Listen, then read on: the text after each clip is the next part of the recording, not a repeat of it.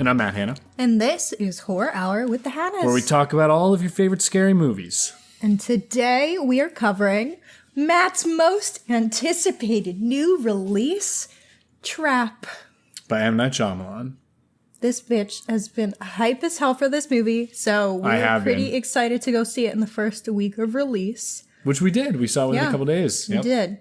Before we get too far into it, Matt, tell everyone what you finally did today. I finished Twin Peaks Season 3, which means I'm fully completed with Twin Peaks. Other than, I guess, some The Log Lady intros and some other stuff. But for anyone who hasn't watched Twin Peaks, you sound crazy saying The Log Lady intros. And also the deleted scenes from Fire Walk with Me. I'm sure there's a book I could read, too. Yeah, honestly. But it's completed. My brain feels melted. I have spent the last 40 minutes reading articles about the show. Yeah. Trying to piece it together. So I'm sure in like the next 2 months after that, you might not hear him talk about Twin Peaks as Sadly, much. I might have to watch it again. But you'll still hear about it. Everyone watch it. I'm trying to convince as many people who haven't seen it. Because it's probably one of my favorite shows of all time now. Mm-hmm. I would say it's up there with Dark, which was previously one of my favorite shows. And I'm now realizing how much Dark was probably influenced by Twin Peaks. Probably. Specifically Season 3. Although when did Dark come out? You know what year? It started coming out before Twin Peaks The Return. It was before 2017? Yeah. Oh, I don't even remember that. We watched it in at least 20... All right. Then I don't know how much it was in. It feels still very influenced. Well, the Season 3 came out later. You're right. Same year. Wow. They're really similar. At least later seasons are very similar. Yeah. But unfortunately for Dark, which is fantastic, I think I have to hand it to David Lynch and have Twin Peaks take my all-time #1 spot for TV shows. That's crazy, bro. That's crazy. We'll see. Yeah. Sorry. I'll see. Yeah, I gotta watch it just to prove a point.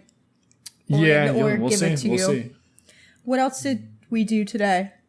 Saw Mamma Mia, the musical, not the movie. Yeah, so we do other things besides watch horror. We also enjoy a good I'll review musical. Mamma Mia. It was really good. Let's do it. And I don't like jukebox musicals very much, and this was definitely my favorite. I've been telling Matt for so long, like, he will genuinely I love ABBA. Enjoy Mamma Mia because we love ABBA. We counted today and we realized we had at least 9 ABBA songs play at our wedding because we're batshit insane. We did all of our intros, like the parent intros and the like party intros, and our intros to ABBA, and my father-daughter dance was slipping through my fingers by ABBA, and we played Gimme, Gimme, Gimme throughout the night. So we fucking love ABBA. So this was a long awaited for me to prove to Matt that I'm correct, and he loved Mamma Mia. Yeah, it was a lot of fun. So I win.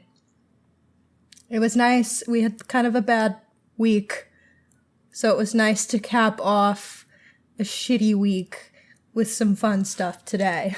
So hopefully... Well, the end of Twin Peaks was not very fun, but... Well, you were waiting I enjoyed for it. I enjoyed getting through it. Mamma Mia was very fun. So fuck you. Yes, true. All right, so Trap. Let's speaking of fun... do it. This movie was so fun. Yeah. So, written and directed by M Night Shyamalan, starring Josh Hartnett, Ariel Donahue, and Salika Night Shyamalan, who, obviously, is his daughter. The back-of-the-box summary is that it follows a serial killer evading a police blockade while attending a concert with his daughter.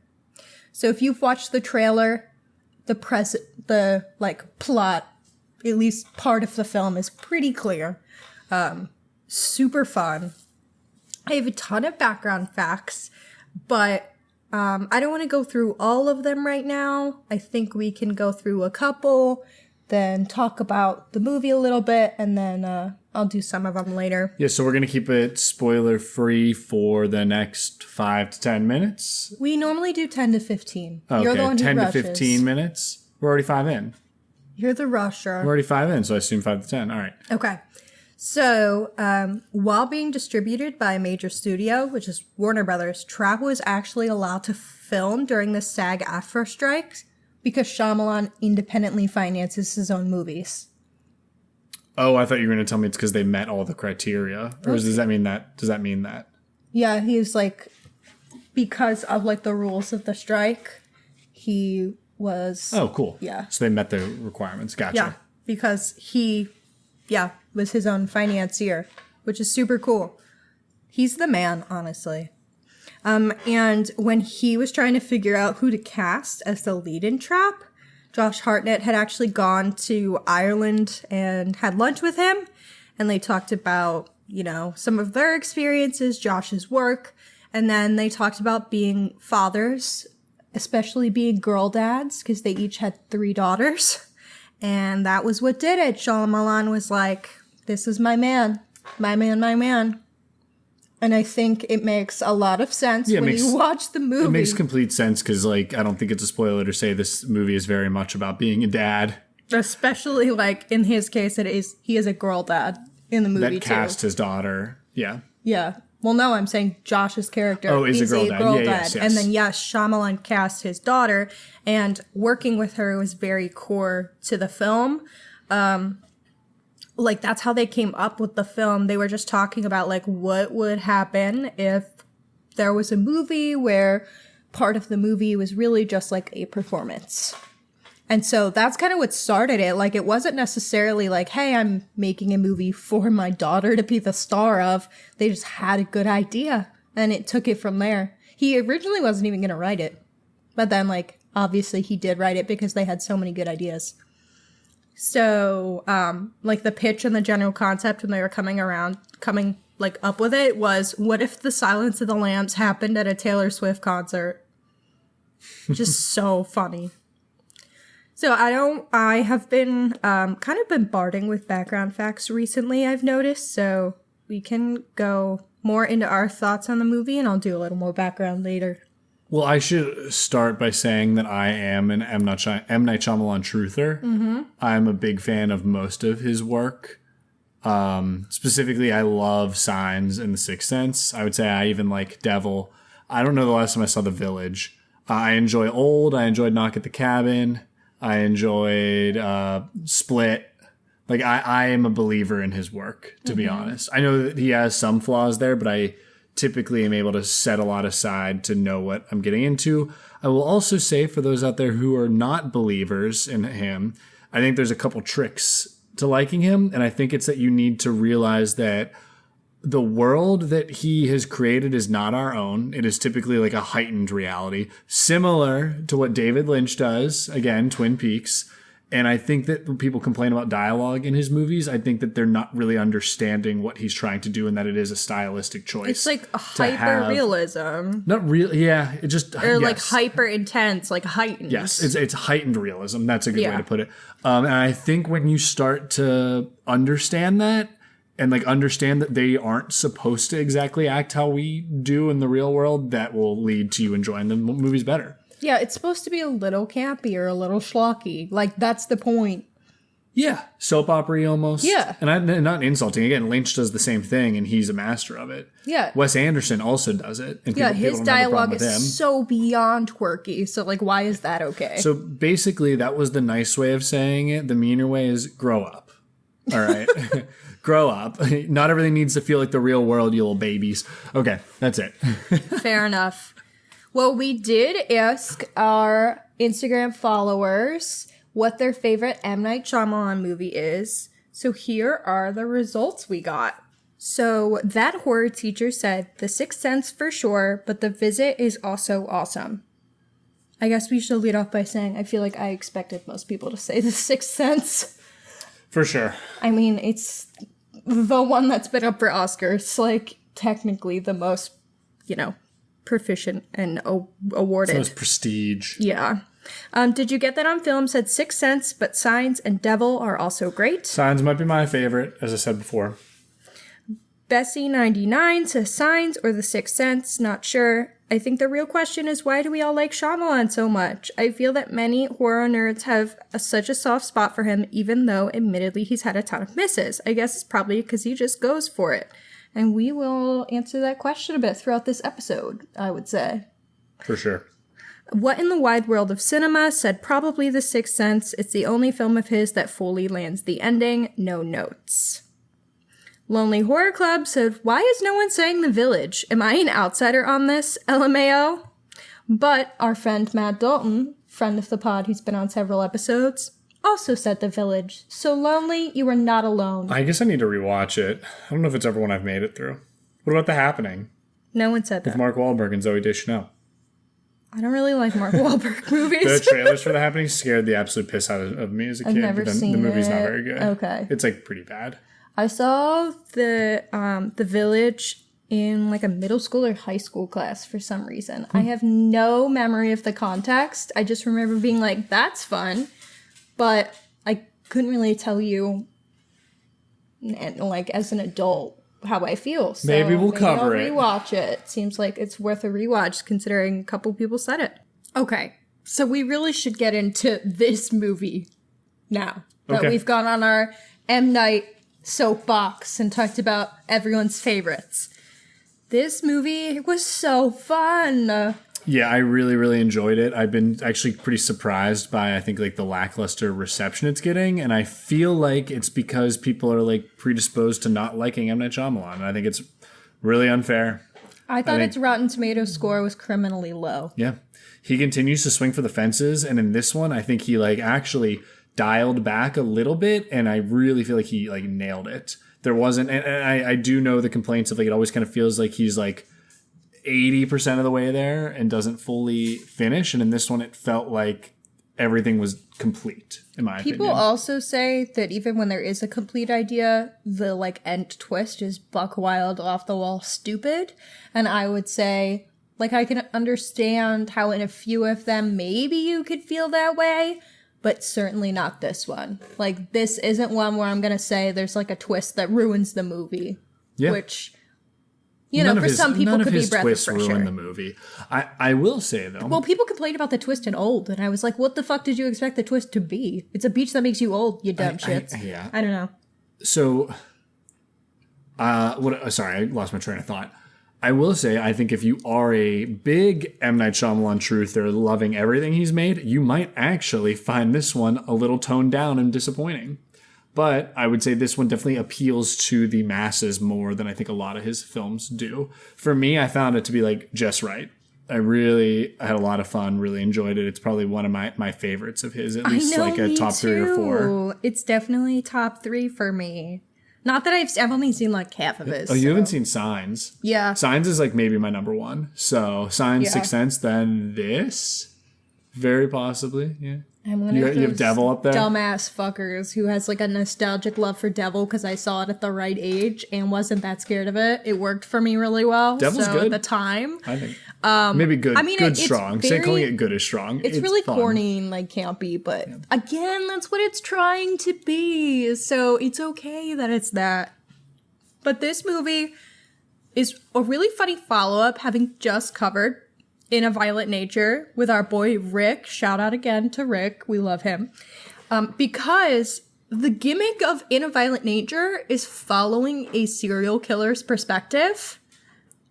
And newsflash, you know that from the trailer. This movie is following a serial killer's perspective. And this one actually fully commits to the bit, stays with him the entire time, unlike In a Violent Nature. And this one's way more entertaining. It is so funny. Like, there are so many shots that very much like, he is the center of the shot. He is up close and personal. We, like, could see all of the emotion on his face, the way he reacts to things, how he's thinking about the situation, trying to, like, move on to the next situation, like, how he's gonna get out of this and, like, what he'll do next. Like, we can see that written all over his face. It's very much, like, core of the plot. And it is done so well. And Josh Hartnett was honestly perfect for this. He does, like, the almost breaking the fourth wall kind of thing that they do. Excellent. He's so funny. His delivery of the lines. It's just his facial expressions, too, are fantastic. We kept giggling in the theater, like, over and over and over again. I would also say this movie fixes a lot of my complaints I had about In a Violent Nature, because this movie did feel like I was following a serial killer that was just doing his serial killing job to some degree. And, like, you root for him. You 100% do. root for him. I was, like, all in. I was like, this dude's a bad guy. And the whole movie, I was like, I'm like, yeah, how's he gonna well, get out of I here? hope- You got it, Josh. Yeah. You got it. You're like, please, dude. Like, we got to get him out of here. He's got a family. You know, meanwhile, he's, like, slaughtered 12 people. Yeah, well, we can't all be perfect. Yeah. That's not a spoiler to say, right? I feel like that's all No. trailer. Okay, cool. The trailer is pretty much like telling you what the first half of the movie's gonna be. Yeah, Like, it's yeah. pretty, like, it's not tricking you. But it's a perfect trailer. It's so good. Oh, the trailers were phenomenal. And I do think that the movie lived up in a lot of ways. I want to think of other things I can say that aren't spoilers. I will say, I think, and I've said this before, M Night Shyamalan's one of our most interesting, like, technical directors. He also got the cinematographer from Challengers, right? Or was it Call Me by Your Name? Or is that the same guy? Got it. And this dude clearly elevated the film in some ways. It looks great. But I think M. Night, the way his shot selection, especially his choice of like extreme close-ups, is really unique and really adds like a heightened reality, as we explained before. And I think it's awesome. There's a lot of shots where instead of doing a typical shot reverse shot, it is a close-up where the actors are looking directly in the camera from both, and then reversing to the other actor looking direct in the camera, basically putting us right at eye level, on ground level with the characters, like right in the action. And he also did something really cool where he chose to never get closer to the stage than the characters were. There was never like a music video type shot, even though it's his daughter and she's an actual musician. He never had these, like I said, music video type shot close up.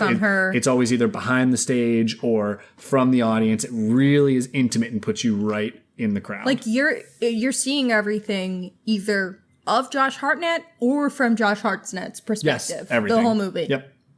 And I think it's great. I think it works really well. I think it shows M. Night being very unique and stylistic again, which is what makes him awesome. And again, I will keep saying, if you're not a fan, I think this is the one for you to maybe dip your toes in, and then maybe you'll take the full dive. Yeah. Something, how we have talked about how it's, so everything is heightened in a Shyamalan movie, like with the dialogue and the way it's shot and the decision making. That is something he said in interviews for this. He said, it's just hyper intense, so everything's heightened. It's not realistic. The comedy's heightened. The intensity's heightened. Like, he knows what he's doing. This is his choice. And he fully commits. That's the real trick in this. He's very sincere. Yes, completely. He's authentic. Yeah. He's completely authentic to himself, and I completely respect it. I respect the hell out of him. I think I'm a fan. Even when I'm not a fan of the movie, I'm still a fan of him. Yeah. So. He also just seems like such a sweet being. Like, I watched a couple interviews with him for this, and I was like, oh my God, you're so sweet. And he loves filmmaking. Yeah, he loves storytelling. He really does. He loves filmmaking, and like that. It's very clearly his passion, that and being a girl dad, which is a big theme of this movie that we can't get to yet. Also, this homeboy fucking loves Philadelphia. Even when it's not filmed in Philadelphia, it's like set in Philadelphia. This one was filmed in Toronto, I think, but it's set in Philadelphia. But it's set in Philadelphia. Like, there are signs for things that are like near our home, and I was giggling. I loved it. I love his passions for the things he's passionate about. Movies, being a parent, Philadelphia. Yep, that's it. He's great. He's just awesome storyteller, and I think he deserves, keep giving him money. He deserves the world and deserves to keep making cool movies for us to watch, even if he's gonna miss sometimes. Yeah, and this was not a miss for me. So that's our spoiler-free pitch. Yes, give us some more background, and do you have a plan? I can give more background now. This is still like mostly spoiler-free. I just didn't want to, be too like bog us down too early with so much background, because I've kind of been doing that a lot. So this was actually inspired by a real event that happened. Okay. So it was inspired in part by Operation Flagship, which was a 1985 sting operation. There was disguised law enforcement in a convention center, and they invited 101 wanted fugitives under the pretense of gifting them free NFL tickets. So, like, there's, like, a bunch of cheerleaders and, like, vendors and, like, hype men and bands and stuff. And they were all cops. And so they invited all of these wanted fugitives, like, oh, you've won these free NFL tickets. And they all came with, like, a potential opportunity to win an all-expenses-paid trip to Super Bowl. And, but bam, they all got arrested. Is that legal? I don't know. It's hilarious. That's wild. Yeah. All right. I guess that's not entrapment if they were already wanted. Yeah. Very funny. I don't know the legality, but, it's apparently fine. Very funny, and very similar to what we're doing here. So love that. His daughter, Salika, who again is one of our leads in this movie, playing Lady Raven, wrote all 14 songs for the movie. This is not her normal genre of music. She's more of an R&B singer. She should be doing this genre. She was great. So she kind of like had to flex her creative muscles to do all of the music for this. And I did not realize that because she's crushing it. Yeah. I'm going to have to go listen to her stuff. That was the real point of this movie, is to get us to go listen to her, right? She was so fun in this movie. Like, her music that she wrote for the movie was really fun and catchy. And to all those people who are going to call her a Nepo baby, sure, fine. But she did go to Brown for literary arts and music. And you don't just get into Brown. I mean, I'm also not a big Nepo baby hater, to be honest. Unless they're not talented. She's clearly talented. And M Night Shyamalan clearly completely believes in what she's doing. Mm-hmm. So I feel like it doesn't count when your parent actually is this into your art. Yeah, and believes in you and like yeah. Yeah. Even if she is, who cares? If you're a Nepo baby and you're talented, who cares? Nick Cage is a Nepo baby. Well, I also think if you're a Nepo baby and can acknowledge that you're a Nepo baby and like make a career for yourself anyway, I respect that. Yeah, like, for sure. Jack Quaid is very much like, yeah, I am. Yeah. I got these opportunity because my parents are famous, but here I am and I'm trying to like earn my role in this business. And he's great. You ready for another fact? Hell yeah. Okay, this is my last one. So, obviously, the movie is set at a concert. So, they filmed at an actual concert venue in Toronto. So, they had thousands of extras who were not told what the movie was about, but was basically told, like, yeah, you're filming, like, you're at a concert. And so they were given her music ahead of time so they could learn the music, so they could be like real fans who could sing along and party it up and like have a favorite song and all of that jazz. So they, filmed amongst all of these extras like they were at a real concert. And Hartnett has said in interviews that like extras sometimes would console him because they thought he was nervous and they didn't know his character. That's really funny. Yeah, so I absolutely loved that. I think they first started by filming like audience reactions with the music playing and like her on stage, and then they went from there. Yeah, very, very fun filming process. It made me very happy. Well, are we ready to do 15-second summaries? I like literally don't know what to say. You say that every time. No, but like... No, I got you. I just want to say the back of the box summary. I can do it then. Okay. All right, girl dad who has 2 jobs is just trying to do his 2 jobs, and the FBI really wants to get in his way. You happy with that one? Yeah. All right, you're up. Ready, go. Hashtag girl dad is a serial killer, but more importantly, a dad and just wants to have fun at a concert with his kid. And the FBI gets in the way. Yeah, how dare. And his bitch wife gets in the way. Whoa, Sorry. whoa. Sorry, that's so vulgar. I think she that's did like the a right big. That's like a big meme. Haven't you ever? Yeah. No, definitely.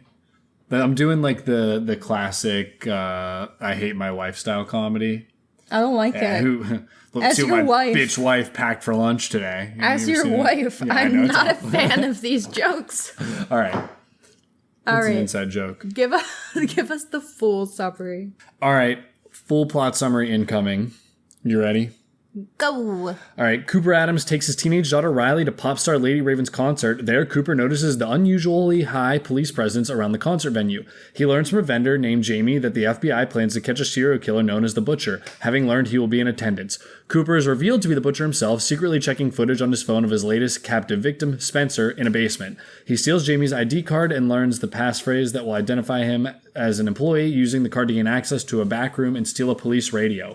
Hearing a woman predicting his movements over the radio, Cooper sets off an explosion in a food stand's kitchen and uses the chaos to access the roof, where he learns from a police officer that the manhunt is led by Dr. Josephine Grant, an FBI profiler. Confused by Cooper's behavior, Riley asks him to stay with her. She talks about being chosen as Lady Raven's dream Dreamer Girl, who gets to dance on stage with the singer and receives backstage access, which Cooper believes has the only exit not covered by the police. Cooper lies to Lady Raven's uncle that Riley recently recovered from leukemia, getting her selected to be the Dreamer Girl. However, after the concert ends, Cooper learns that police are also guarding the backstage exit. He privately reveals himself as the Butcher to Lady Raven, threatening to remotely kill Spencer if she does not escort him and Riley out of her limousine. She complies, but asks to come to Riley's house, where she stalls for time by explaining the FBI operation to the family. Unsettling Cooper by describing Grant's profile of him as someone who with maternal issues and OCD. She also explains that the police discovered details about the Butcher's attendance at the concert via a torn ticket receipt left in a vacant house that was reported anonymously. I can't speak. Lady Raven steals Cooper's phone and locks herself in the bathroom. She gets details from Spencer about where he was taken and live streams it to her fans, one of whom finds and rescues him. She outs Cooper to his wife, Rachel, and he locks his family upstairs while Lady Raven texts her driver to contact the police. Cooper attempts to drive off with Lady Raven, but Cooper's family distracts him long enough for her to escape. The police arrive and Cooper flees the house through a secret tunnel before disguising himself using a SWAT uniform and driving the limousine off with Lady Raven. After he reveals his identity, she unlocks the window and draws a mob of fans to stop him so the FBI can catch up, but Cooper changes into a fresh set of civilian clothes and gets away. Cooper returns home and confronts Rachel. Rachel confesses that she had suspected that he was the Butcher and that she was the one who left the receipt in the vacant house for the police to find. Cooper decides to kill her and then kill himself, but Rachel persuades him to at least share some leftover pie made for his daughter. After Cooper admits his hatred for Rachel in causing him to miss seeing his children grow up, he realizes Rachel drugged the pie with pills from his tool bag, leading him to hallucinate his mother, expressing pride in him for feeling a real emotion. The hallucination is actually Grant impersonating Cooper's mother to calm him down, and he is tased by SWAT officers as he walks up to her. As he is led away, he stops to adjust Riley's bicycle and shares a tearful embrace with her before being loaded into a police van. As it drives away, Cooper starts to pick his cuffs with a bicycle spoke he secretly took, laughing to himself. And that's the end of the movie. I loved the very ending with him picking his cuffs and laughing. Was so good. I was so ready for that too. Like, I was like, I know he has to get away with it. Or like, not, or either get away with it or get away. We got a sequel cooking. I don't want that. I don't either, but it was so fun. I kind of want more Josh Hartnett serial killer. So I just want more Josh Hartnett. I feel like I haven't seen him in enough things besides Oppenheimer. Yeah. So I'm on board with more Josh Hartnett. But so I love this movie. To be honest, I'll keep saying this. I especially like. There are actually a couple smaller twists compared to the normal M Night Shyamalan style twists, and I think. One of them is when he walks up to Lady Raven and just is like, "You found me. You're looking for me. Good job." Yeah, that was crazy.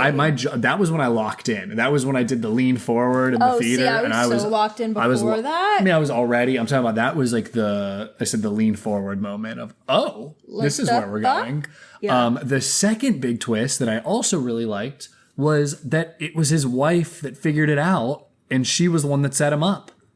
She found one of his safe houses thinking she was cheating or thinking he was cheating and then was like, oh my God, he's the Butcher. And then basically anonymously called the police to get him caught at the concert. And then he figures it out. And so when he figures it out, it's revealed to us. And that was another like, oh my God, like my jaw dropped. And that whole scene I loved. Him and her like talking about all this. It was very tense. And I feel like it was great to not show any of those scenes in the trailers, just leave it at the concert. And I was nervous that leaving the concert would like slow this movie down. But for me, everything post-concert, I feel like really elevated it. I do feel like for me, leaving the concert did slow it down.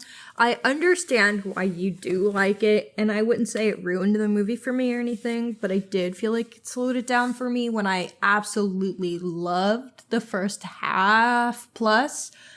I just felt like, well, first, I felt like his hallucinations of his mother were weird. And I just didn't need that, like, subplot. Boo. So him, like, hallucinating his mommy and then being, like, tased just was so stupid to me and looked bad.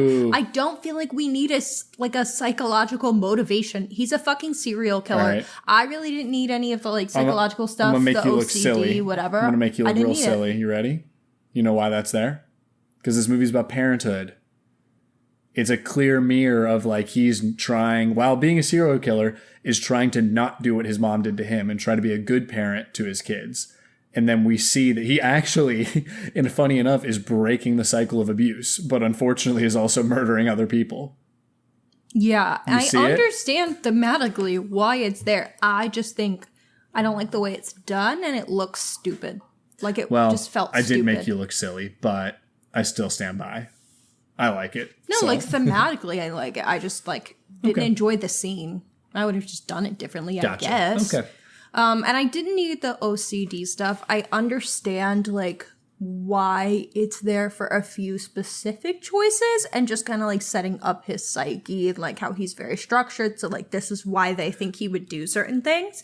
Like I very much get that, but again, I just don't love Shyamalan's tendency to make people with mental illness into villains, but it's not as severely done as his other work. I think the OCD in this, it's not the OCD that's making him a serial killer, though. It's the OCD that's making him a really good serial killer.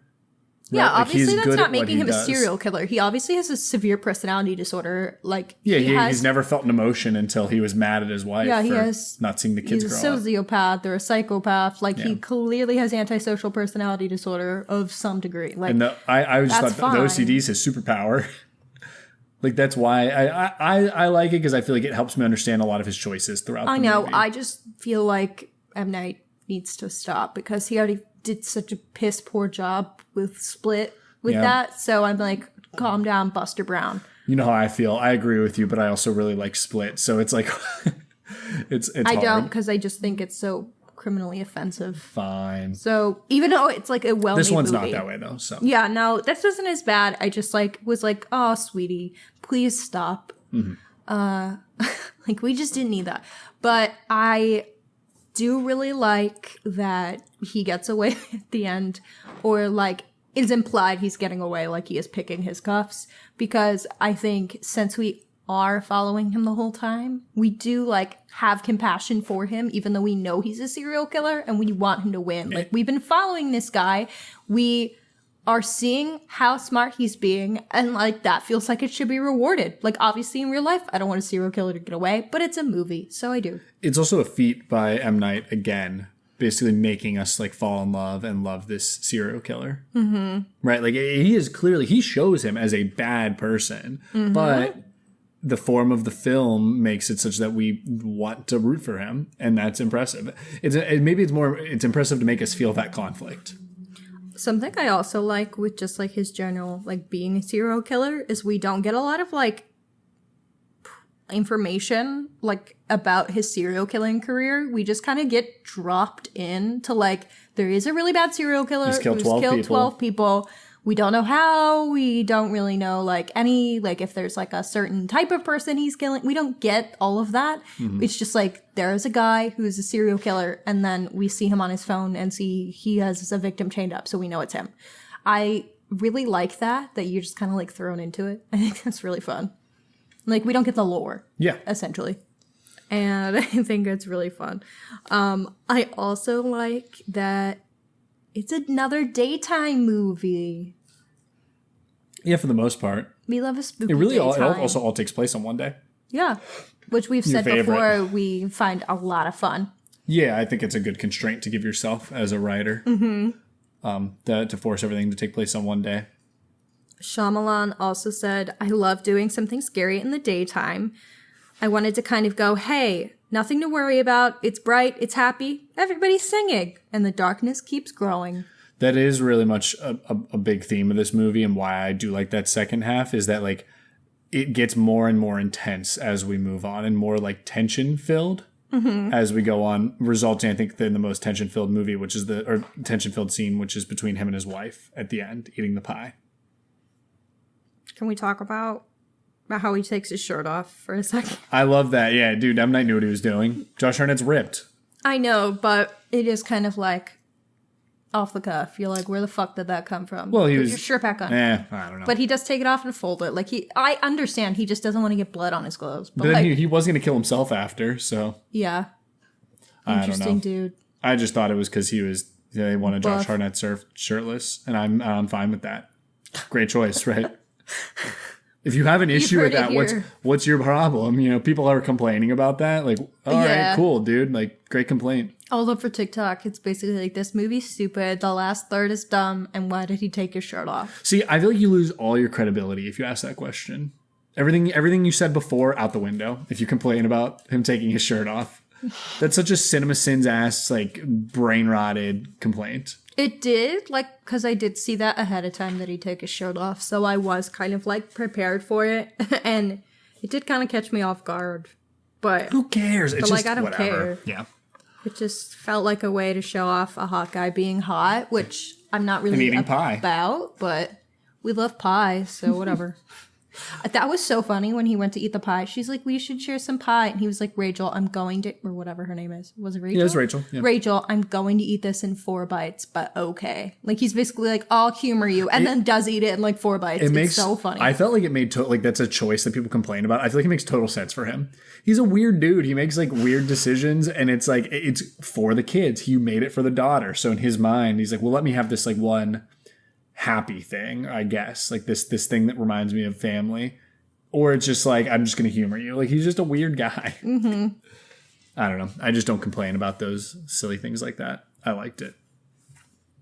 So what else do we want to get to? We said a lot of things we liked already. Do you want to talk about some themes? Or is there other stuff? Other than we said it looks great. Josh Hartnett's killing it. Literally so funny. I'll say, what's her name? M. Night's daughter again. I forget her first name. Why do I forget her name already? Oh my god. Salika. Pretty good for first time acting. She's not like amazing, but like it works.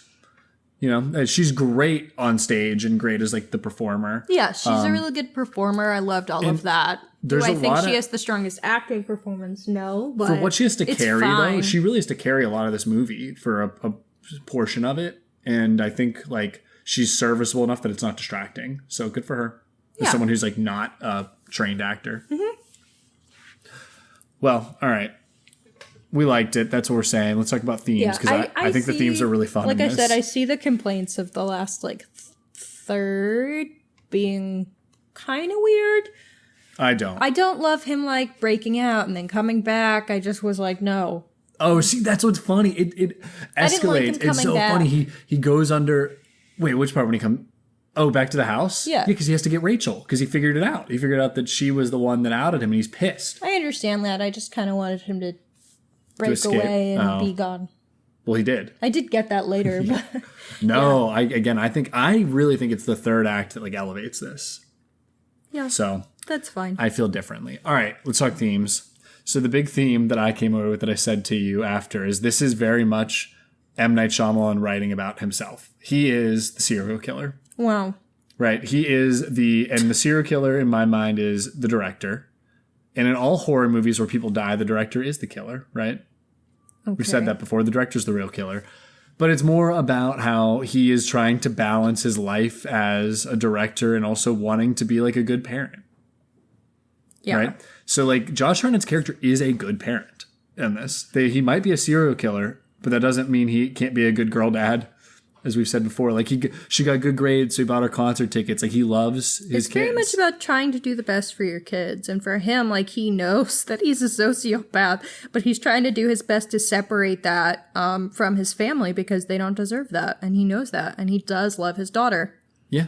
And I think if you compare it to M. Night Shyamalan, it's this idea of like he is famous. He is this writer that loves what he does, but like he also does have a family to like take care of. So in this situation, to try to mitigate this issue, he said, why don't I bring my daughter into my work? And it's about how it is a little weird to make a movie with your daughter. I thought it was really sweet. He said, it's kind of a wonderful second chapter of my career, working with them or being beside them when they're doing their careers. It's lovely. It gives it more meaning, you know? Yeah. And in this movie, Josh Hartnett basically has to use his daughter and work alongside his daughter to get away with his murders. Like, you see the parallels, right? I mean, he does. He uses her throughout. But also, it's like it's doing good things for her. He lies about her leukemia. Yeah. To get her on stage, which is a great moment for her. And maybe not a good thing to do, but clearly was like a happy thing for his daughter. And also was something that was helping him get away with his bullshit. Yeah. You're not seeing this? I feel like it's clear cut. No, I think the theme is very clear. I think some of the examples you're pulling up are uncomfortable, but... Yeah, they are. But they're true. But, yeah, I mean, I definitely do see it about, like, fatherhood and trying to do what's best for your family, despite, like, your own ambitions or what you have going on, but... Are we also calling directing and writing equivalent to being a serial killer? No, that's what I don't like. I think that's a weird take. I'm not actually saying that. I'm saying that a lot of the times in horror movies, people have basically said, like, I might have been Carpenter when we read about him, that, like, the director is just as much of the killer as their creature is. Because, like, they are really the one, like, doing that, right? And that it's kind of an interesting look. I like to see it that way as well, especially as, like, a sort of horror director, right? Because they make the decision. Yeah, no, like, ultimately I agree with the theme. I just don't like comparing M Night to a serial killer, but you do, so we'll leave it at that. Oh, you just horror directors. The other theme... This one's so funny. It's about work-life balance, bro. Yeah. Combining, like, your work life and your personal life. I think it goes pretty hand in hand. 100%. And again, I think that's about himself. Like, how do you be a good parent, a good husband? How do you, like, do that well and, like, be there in your personal life while also trying to balance the other things you have going on in your life, which for most of us is just, like, maybe a stressful job.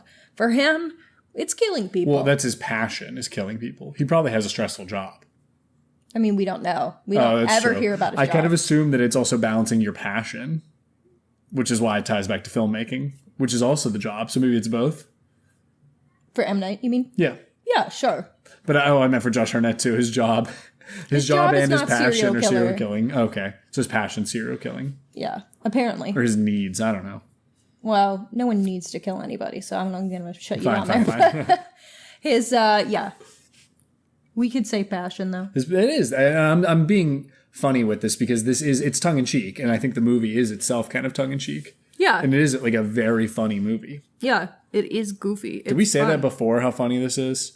I did say, compliment. That was, like, the first thing I think I said. We should say it again, so much. Is that it is tense and has scary moments and yet is, like, also so funny, but not in a wink-wink, like, nudge-nudge way to the audience. No, it's, like, actually just very funny. It's all in Josh Hartnett's performance and how sincere it is. And Jamie. The dude, Oh my god, I love him. Yeah, the vendor. The vendor who tells him, and, like, that's in the trailer, too. The guy who tells him, you go, yes, set up. We're trying to catch the butcher. I'm not supposed to tell nobody. And it's so funny because they, like, get buddy-buddy, and there's, like, multiple scenes with them, and then the end credit scene is Jamie learning that he helped the butcher, and that is a little corny, but it was so funny. There's also a really fun scene where one of the mean girls at school's mom is there and keeps trying to, like, grab Josh Hartnett to be like, I apologize for my daughter, but not really. She's, like, kind of just trying to, like, feel good about herself. Mm-hmm. And he's just, like, not having any of it and is, like, pissed. And he's like, well, you've really hurt me and your daughter has really hurt my daughter. And, like, that hurts me as a dad. Yeah, and it's so funny. And I saw someone on Twitter say that, like, that character is definitely based on a real person that M Night Shyamalan had a problem with. And I was like, you're totally right. Like, that's so funny. That's some annoying mean girl mom. Yeah, I did really enjoy that detail as well. It was very funny. Okay. Did you have a favorite scene? Yeah, it has to be the end scene where he calls out the wife. It's Alison Pill plays his wife. And she's giving, I think, one of her, like, better performances. And it's just, like, the pie scene is very, like, tense conversation between them, kind of unveiling how we got to this point, but then also showing an emotion from Josh Hartnett's character, Cooper, that we haven't seen yet. Mm-hmm. Which, like, I really like the line delivery of, like, him saying how he's angry because I'm not going to get to see my kids grow up because of you. And it's like, homeboy, it's because you're killing people. It's not because of her.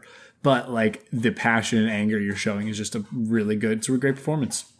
That was like a good line. Yeah. Yeah, I really I'm fully in on his delusion with him. That's the issue. That's, like, why it's so good. I'm like, yeah. You're like, you're so right. Yeah. I'm so sorry for you that you won't get to see this. You deserve it.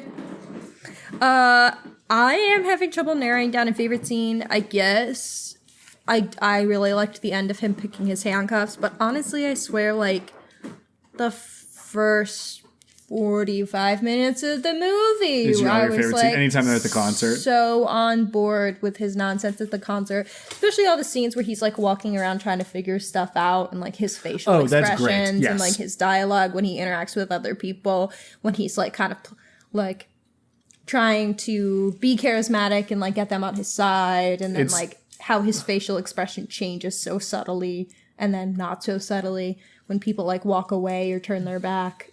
It's hard to pick a favorite scene from that whole part because that's like just so entertaining. Mm-hmm.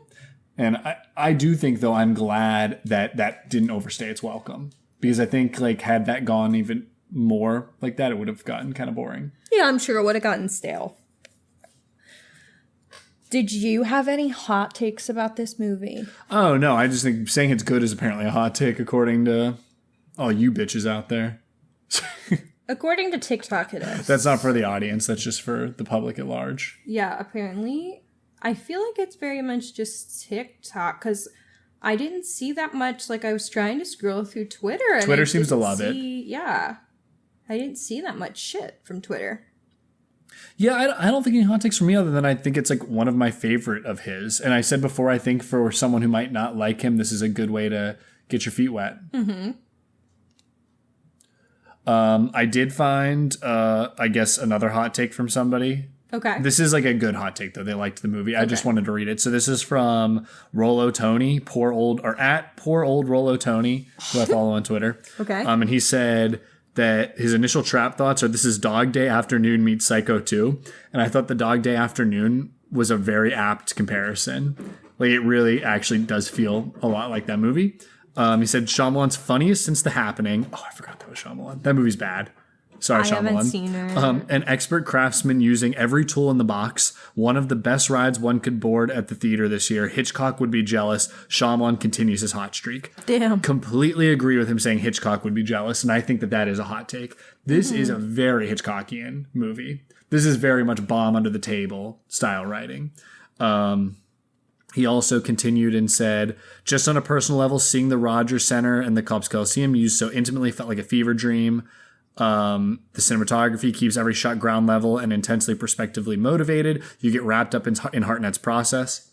All true. Speaking of which, Josh Hartnett delivers one of the best genre performances you'll catch this year.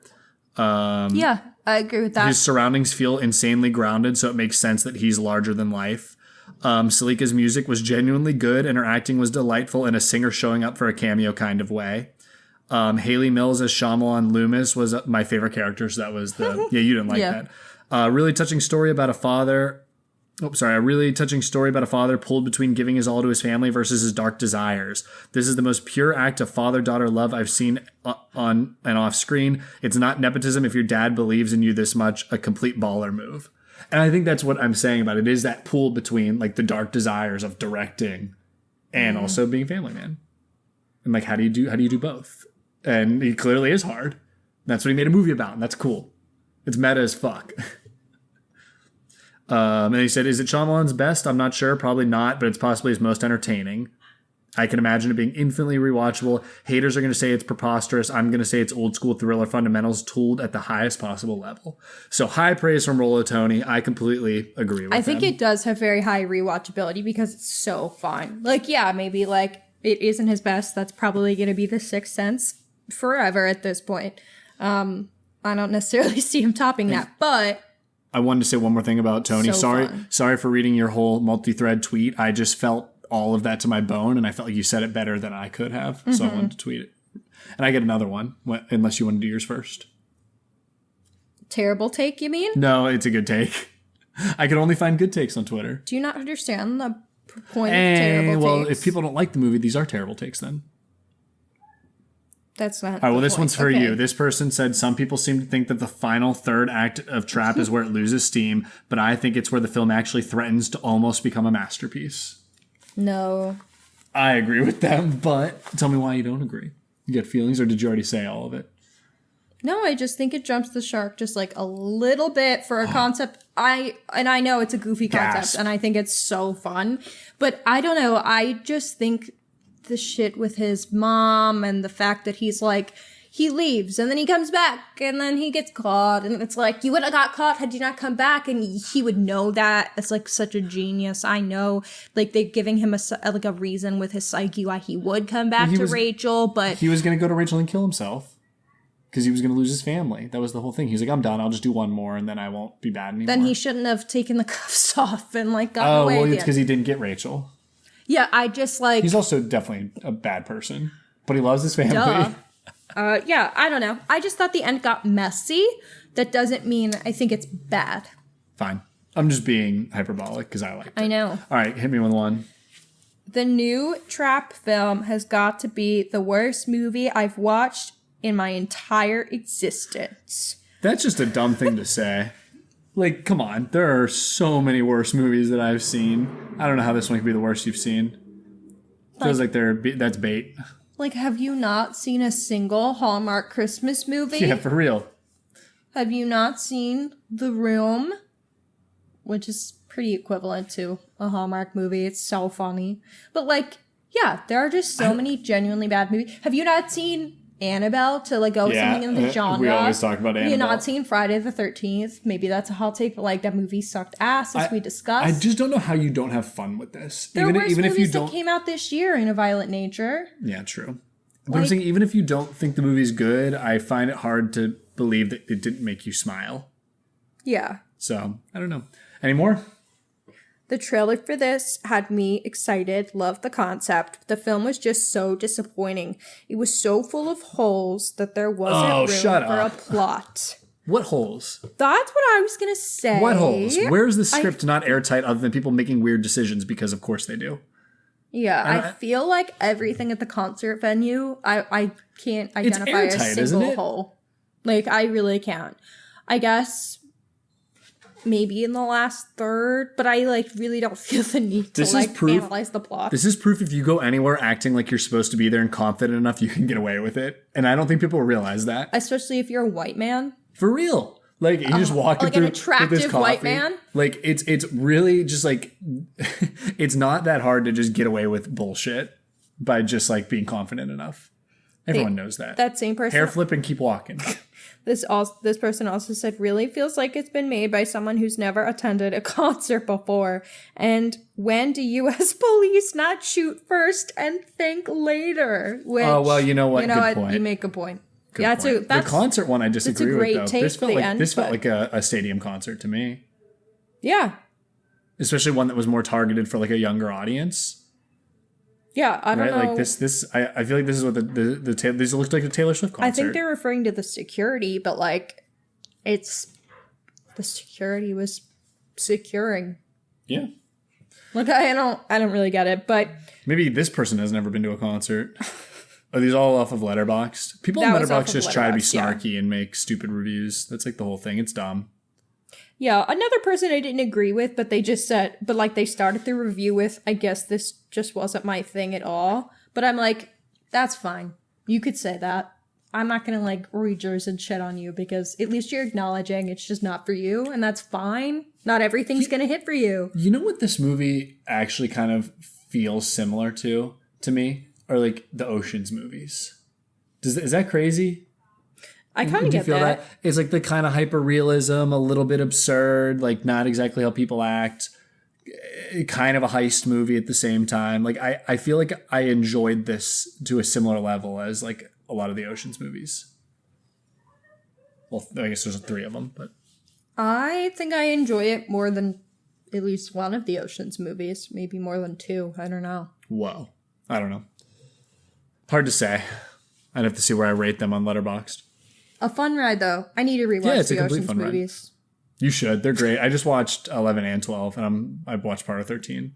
11's like 11's so good. So good. But I think I've only seen 12 and 13 12 is also 12 and 13 are also really good. I've only seen them once each. So. We'll have to look at the Letterboxd reviews later because I think they all are reviewed well. All right. Well, is there anything else we need to talk about, or just can we do ratings? We're at 50 minutes. Yeah, we can rate. Let's rate. I know my rating. Wrap this bitch up. Okay, go. I had my rating when I came out of there. Oh my God, I'm scared. No, it is. I loved it. It's an 8 out of 10. 8 out of 10. I loved it. Okay. 8 out of, it's a hearted 8 out of 10. 4 out of 5 stars. Yeah. Yeah. I feel like it's a 7.5, but like a really positive 7.5. Yeah, I that it's hard to put it higher than an 8. Yes, but like I also like really really enjoyed it, which feels it's not weird a work of art. Whoa. Okay, to me, it's not a work of art, but it's such a fun time, and the film decisions that were made contribute. It's a work of art. Come on, his style is definitely always a work of art. Okay, so like watching this and enjoying it a lot feels to me like watching a good rom-com and enjoying it a lot. Like, yeah, I actually don't think that's... Yeah. And I wouldn't put, like, some of my favorite rom-coms that I think are actually well done. I wouldn't rate them above a 7.5 or an 8. What about Time? Well, About Time is doing more than a rom-com. Got you there. There's so many themes to that. I love About Time. Beautiful. I made a friend watch it for the first time. Shout out Jenna. And she was like, why did you make me watch this? It's giving me so many feelings. That was so good. A good movie should give you feelings. Well, Jenna was unprepared to have emotions, I guess, but... Well, all right, that's all I got to say. Yeah, I liked it. Go see it in theaters. Oh, it's be a fantastic theater ride for you. Yeah, it's a fun theater watch. And our crowd, like, was laughing a lot. People were, like, cheering at one point. Like, yeah, it was a vibe. Yeah. Definitely go see it on, like, a busier day, I feel like would be fun. Every day is busy at AMC. Well... We live in a city, so it's a little different. Well, I'm done here, as I say. So I've been Matt Hanna. I've been... Fuck. I was trying to think of a joke. I've been Hannah. I'm not funny. No jokes? No, I'm not funny. All right. Bye, everyone. Bye.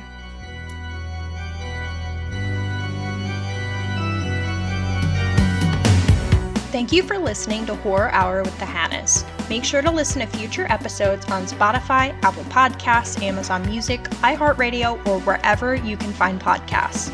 You can follow us at Horror Hour with the Hannas on TikTok and Instagram for more content. If you like the podcast, please follow and leave a review on your favorite podcasting app. Happy hauntings!